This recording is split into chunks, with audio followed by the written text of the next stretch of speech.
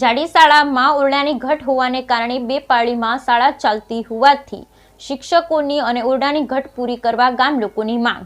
ધાનેરાના જાડી ગુળિયા શાળામાં શિક્ષકોની સાથે 7 ઓરડાની ઘટ છે।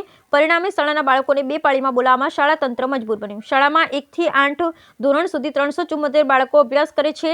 2 વર્ષ પહેલા 6 જર્જરિત રૂમ તોડવામાં આવ્યા, જે આજ દિન સુધી બન્યા જ નથી। વાલીઓ અનેકવાર રજૂઆત કરી છે, છતાં હજુ સુધી રૂમ બન્યા નથી। શિયાળાની સિઝન હોવાથી બાળકોની દશા અને દિશા ખરાબ છે।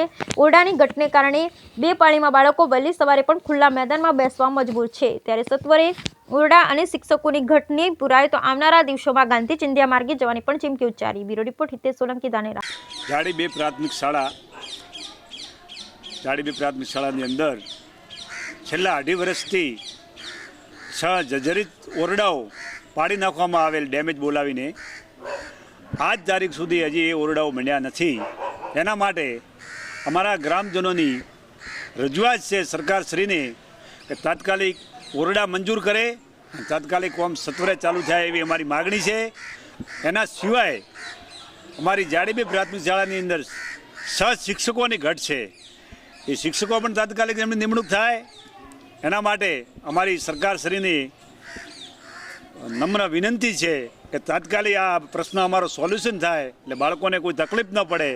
એના માટે અમે ગામજનો દિલથી રજૂઆત કરીએ છીએ, અને જો અમારી આ માગણી સ્વીકારવામાં નહીં આવે, ઝડપી એનું નિરાકરણ નહીં આવે તો અમારે ગાંધી ચિંધ્યા માર્ગે જવું પડશે એવું અમને લાગી રહ્યું છે।